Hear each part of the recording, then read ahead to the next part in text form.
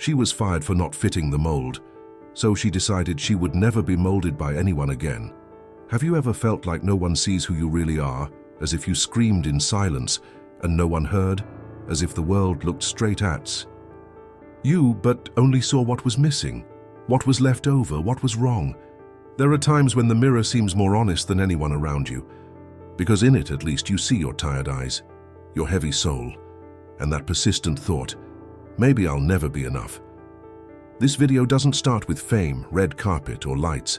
It starts with pain, with the pain of being discarded, of being called wrong, with the pain of believing that there is something big inside you and still being seen as a problem. Oprah Winfrey knew this. Before she was an icon, she was invisible. Before being heard by millions, she was silenced in the middle of an editorial office. They sent her away. They said she was too emotional for journalism, but what they didn't know is that it was precisely this emotion that would change lives. She didn't leave that studio broken. She left in silence, but with an invisible decision in her chest. I will never again mold myself to fit what the world expects. And it was this decision that ignited what already existed within her. It wasn't luck, it wasn't timing. It was the kind of decision that no one applauds at the time, the one that is born between tears and panting breaths, in the darkness of the room when everything seems lost. But something inside you still says, or, this video is about that moment when everything seems to fall apart. And yet you choose to continue, because there is something about you that the world still doesn't understand, and that's okay. You were not made to be understood. You were made to be felt. If, at any point in your life, you have ever felt ashamed of who you are, if they have tried to mold you, diminish you, fit you in, if they've already said that your way was too much, that your voice was uncomfortable, that your truth was strange, this video is for you, because this story isn't just about Oprah. She's yours too. It's everyone who has ever been discredited for being too sensitive, too strong, too real. Comment below. They've already tried to erase me, if you've ever felt like you couldn't be who you are. This is for those who carry the tiredness of being judged inside, for those who have had to shrink to fit. Stay until the end, because you need to hear how this story ends. And if any part of this video has already touched you, what is hidden inside? Leave a like and subscribe. There are more people like you coming here, and this story will still remind you of who you are. They didn't send her away with flowers. They sent with a dry look, a rehearsed phrase, and the door slowly closed, as if it marked the end of everything. She didn't cry there, because there are pains that we swallow. We learn from an early age not to make noise when it hurts, especially when you've been called exaggerated, intense, dramatic. The word was inappropriate, but what she heard was, "You are no good." And it was as if all the old voices got a microphone again, the ones who said she was ugly, who spoke strangely, that would never have space, that no one wants to listen to someone like her. She already knew that place, that of exclusion. It grew on him. She was raped as a child, silenced, marked by secrets that weren't hers, but that she carried in her body and soul. Childhood was not innocent. It was survival. An absent mother, a distant father, and the world saying, "You don't matter." She dreamed of telling stories, but she could barely tell her own because every time I tried, someone laughed, or worse, one ignored it. Getting on television seemed like a miracle, but she carried it all with her.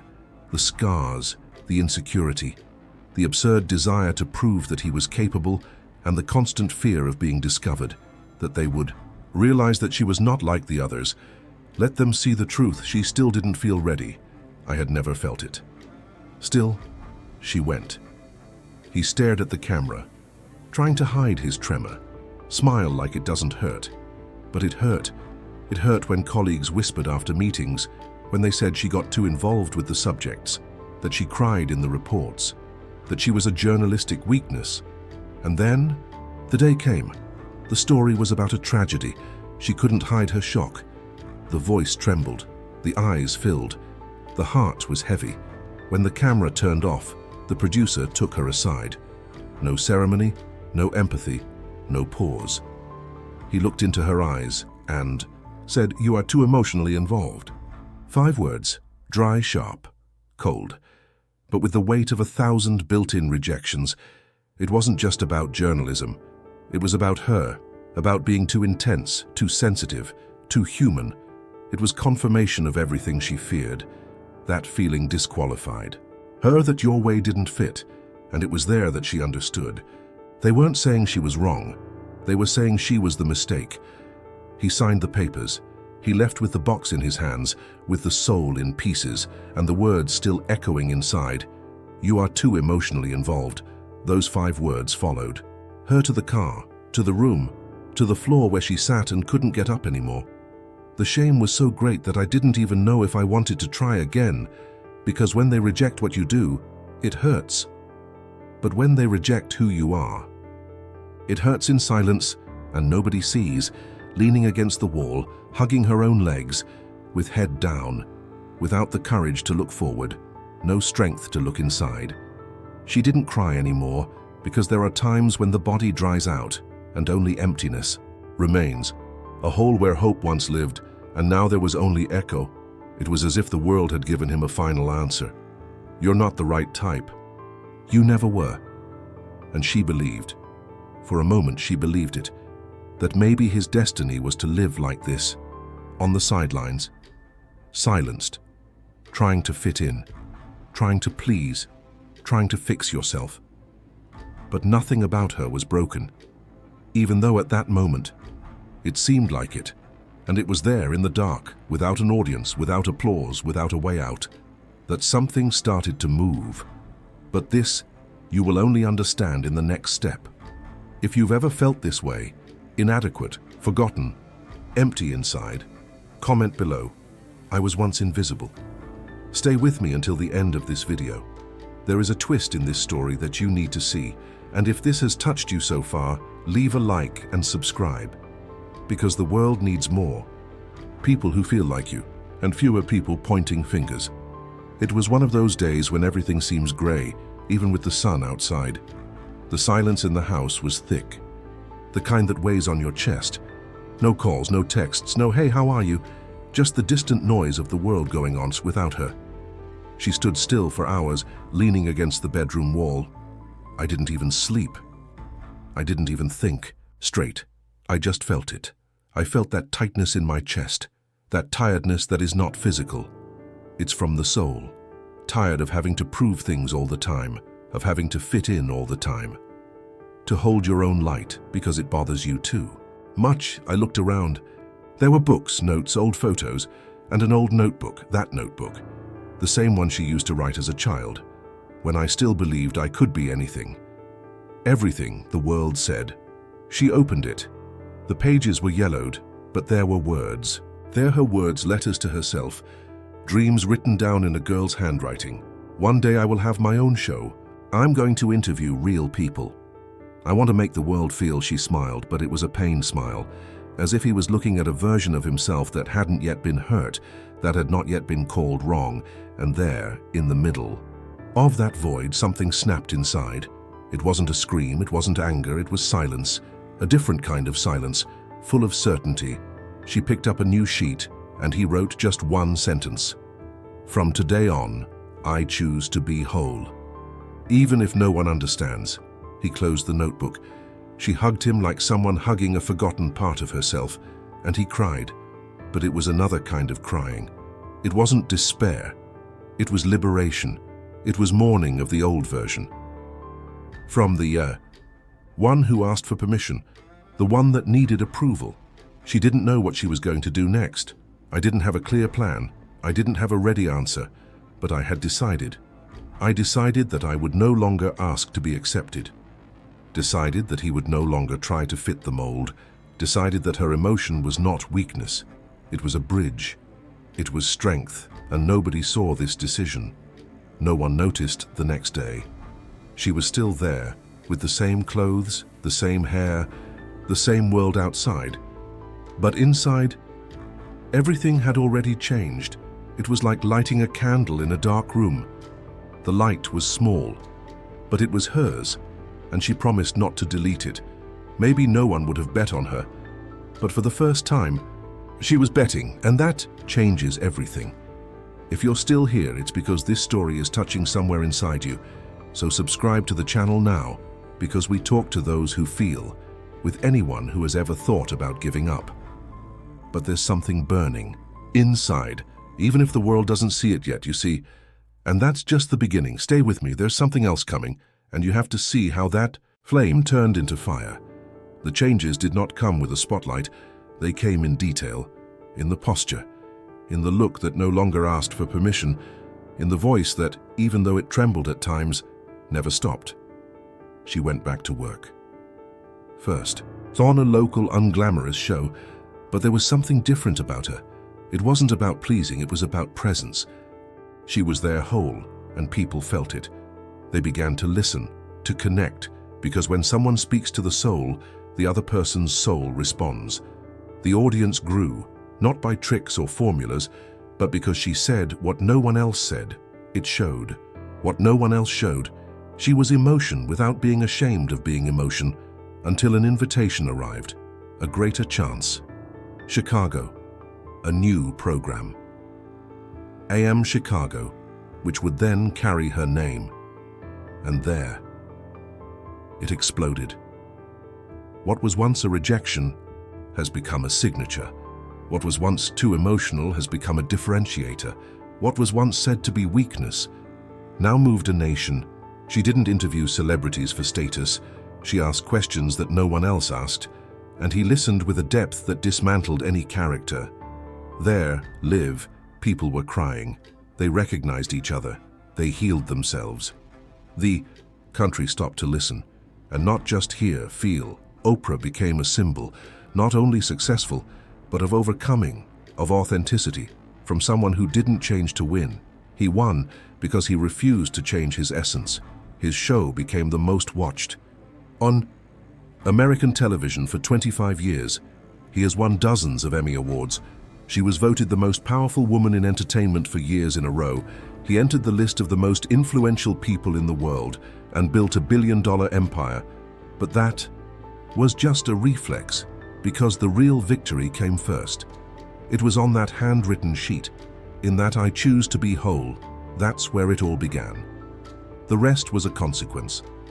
She founded her own television network, created Harpo Productions, produced films. He published books. It changed lives, and it never molded itself to fit again. Millions came to call her an inspiration. Presidents listened to her. Women felt represented. And one day, on stage at one of the biggest award shows in American culture, she said, "The greatest discovery of my life was knowing that I am enough."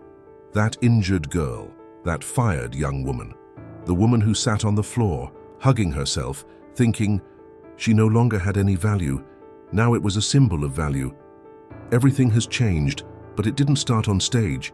It started in the dark, in pain, in the silent choice, in the decision that no one saw. But she felt, and that's what the world has never understood, that the turnaround doesn't start when you win. It starts when you stop abandoning yourself. And he decides to continue, even without applause. If you're feeling this right now, take a deep breath. You are not alone. There's more to come, and you will see what happens to those who choose not to erase themselves. And you? Have you ever found yourself looking at the ceiling in the middle of the night, feeling like there is something inside you that hasn't been born yet? Have you ever felt like there is a life inside you just waiting to happen, but that no one around you seems to see? As if everything you wanted to say, live, show, was too big for the place where you are now. Maybe you have dreams that seem exaggerated to those listening to you, plans that live in your head, but that you keep under lock and key because every time you tried to share them, they laughed, or worse, they ignored it. Maybe you've learned to keep quiet, hiding, pretending not to care when inside everything screams. How many times have you swallowed your own shine so as not to bother someone? How many times have you molded yourself, erased yourself, shrunk yourself, just to be accepted? Just so you don't hear again that this isn't for you? Just to avoid that look that says, without words, you dream too big? Maybe you are tired today, not to work. but to fight with a world that doesn't seem to see you, of waking up and dressing in a version of yourself that no longer represents who you are. Pretending that everything is fine, when deep down, you just want to breathe like someone who finally recognizes themselves. Have you ever wondered what you would do if no one else was watching? If there was no more audience, judgment, pressure, could you hear your own voice? Could you remember what you really want? Oprah, before becoming an icon, needed to hear herself in silence. He had to go through rejection, pain, emptiness, until he found a decision that no one understood at the time, but she understood, and that was enough.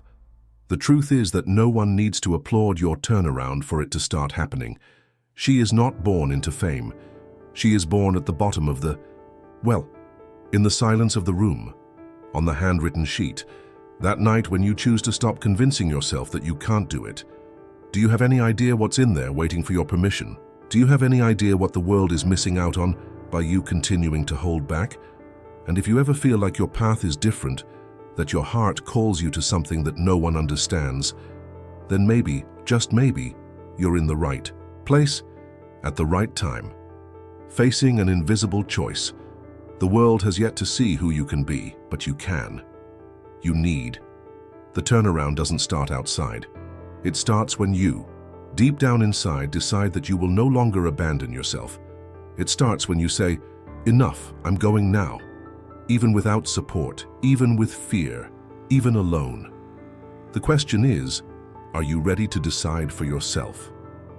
Can you imagine your life being yours for real? Tell me in the comments, what is the invisible decision you feel you need to make? Maybe this conversation is the beginning. Maybe this video is the sign.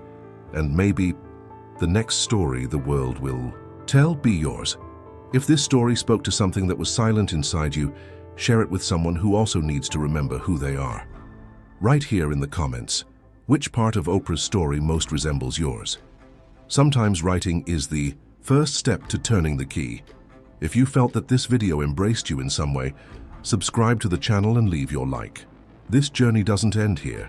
It's just begun. Want to be inspired by more real stories of people who were discredited, humiliated, discarded, and still turned things around? Click on the video that appears here on the screen and continue this journey of transformation.